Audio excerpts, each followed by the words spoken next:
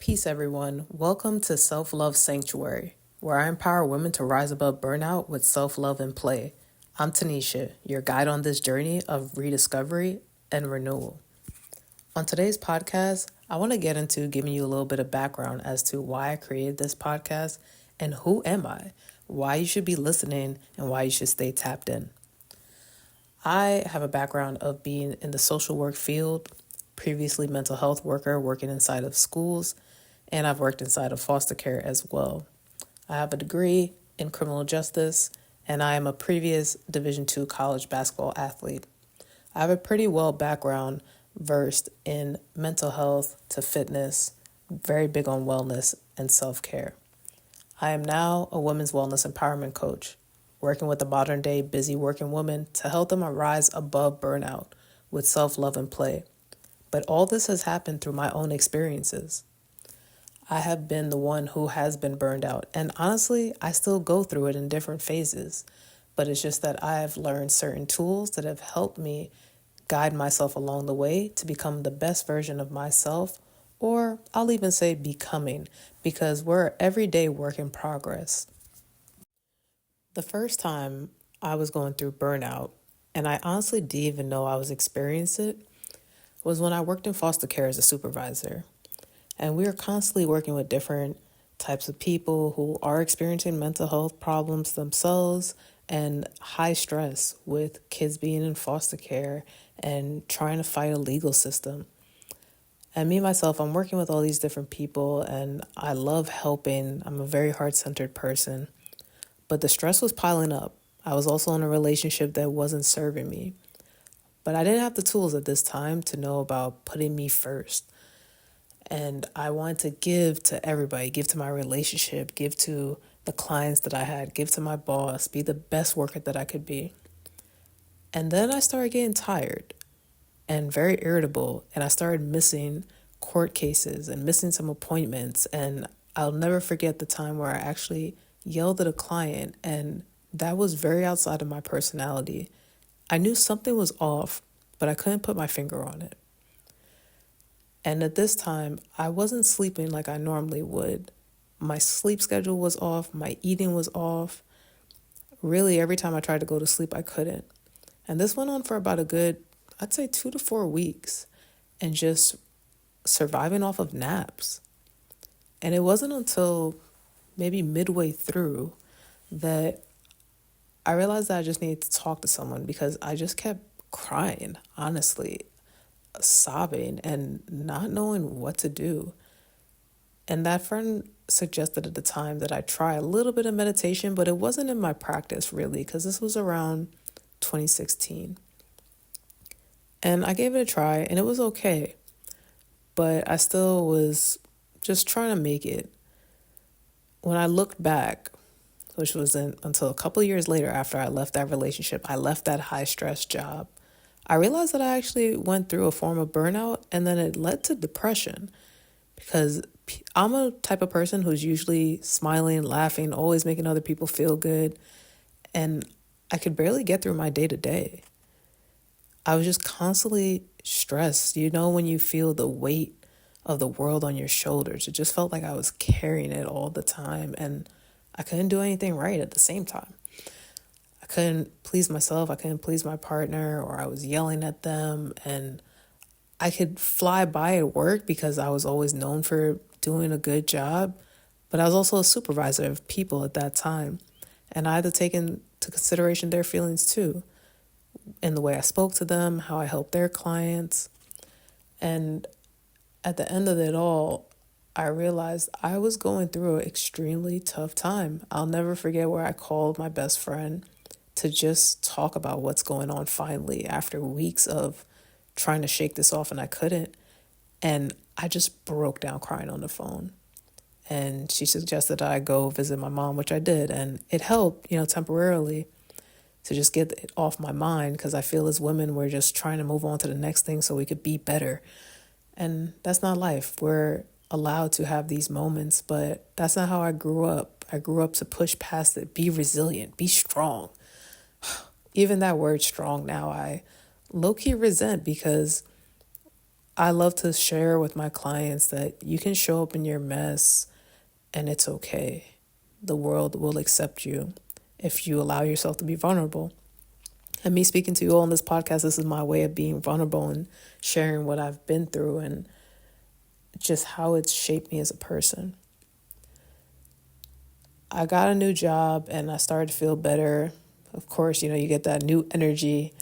And actually, my relationship ended within the first week of that training. So I got hit with that. And then it was, ladies, let me get the revenge body back. And I started working out really hard. And just how life would have it is that my mom was diagnosed with having diabetes. And it's something that has ran in my family by the choices that we've made with how we eat. You'll hear me talk a lot about wellness as a holistic practice. It's a mind, body, and soul. We make small, sustainable changes, or we create small, sustainable habits that impact our day-to-day and impact our health, physically, emotionally, and spiritually. And so when my mom became diagnosed, she was given a lot of different medications, and they weren't helping. My mom actually went temporarily blind for a couple of hours. And at this stage in my life, I was working as a school mental health consultant, but I was also doing personal training on the side as well. And I just got to the point where I was tired of seeing my mom suffering. My mom is my best friend. We were like sisters. And I went down this rabbit hole of looking up holistic alternative practitioners like Dr. Sebi, who actually was helping people live a better life and get off of medications. So I decided to take my mom off of her medications, research these different things, and we actually both together started taking herbs for her diabetes, me for my well-being, and changing more towards a vegan lifestyle. Now, I want to say this, guys. I never thought I'd become vegan. I now say that I'm plant-based, and I didn't think about how I could reclaim my mom's health and my health. Because about a year later, after doing this with my mom, we went back to the doctor and she was deemed pre-diabetic and she didn't need her medications. And that was one of the happiest days of my life. And I was like, wow, this is really possible to take control. And that's why I say it's small, sustainable changes, because I decided to make changes to the way that we were eating and just ingesting with drinks as well, because there's so many sugary drinks and food out there that is killing us slowly, but it's really hurting our mental. My view on mental health is a lot has to deal with your environment, and the food that you're eating too can cause so many different flare-ups in the body that sometimes we don't even realize. So this caused me to become a holistic health coach. And I was actually 30 pounds heavier when I started with my mom eating vegan foods and eating cleaner. And then I dropped that 30 pounds within a year's time.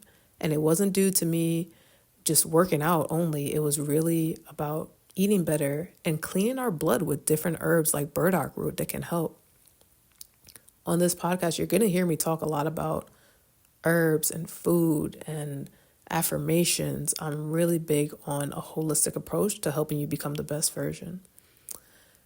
And after my mom got better, I realized that I was in a fight or flight stage because I became the caretaker.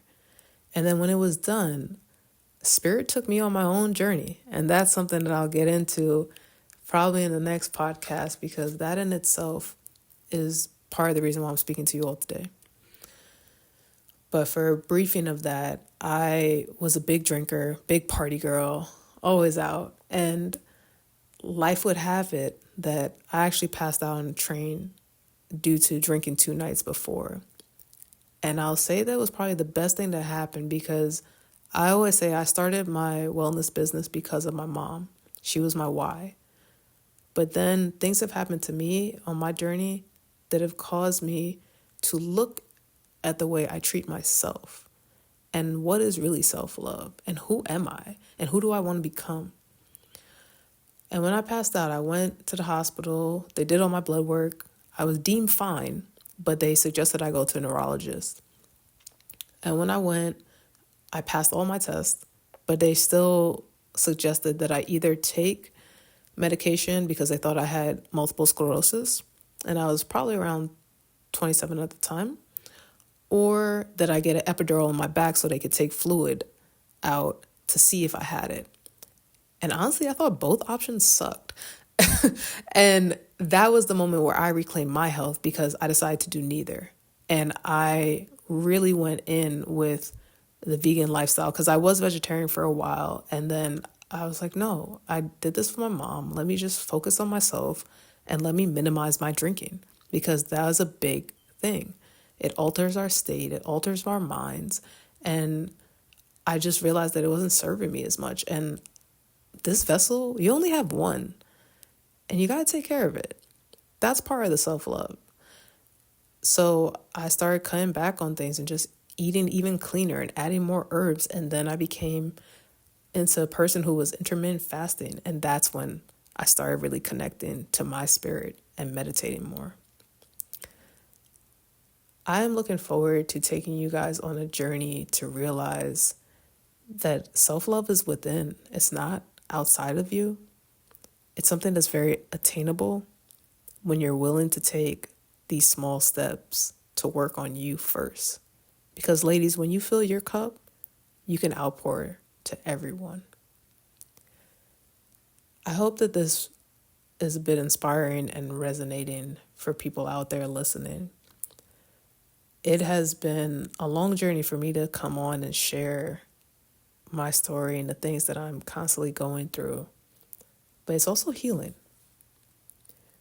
So I will leave you with a question because I love journal prompts and it has helped me so much. And that question is, who are you? And when I say that, I mean, who are you outside of being a mother, a sister, a daughter, a wife, an employee? For me, I'm a traveler. I'm a lifelong learner. I'm a nature baby. I love to hike. I'm an athlete.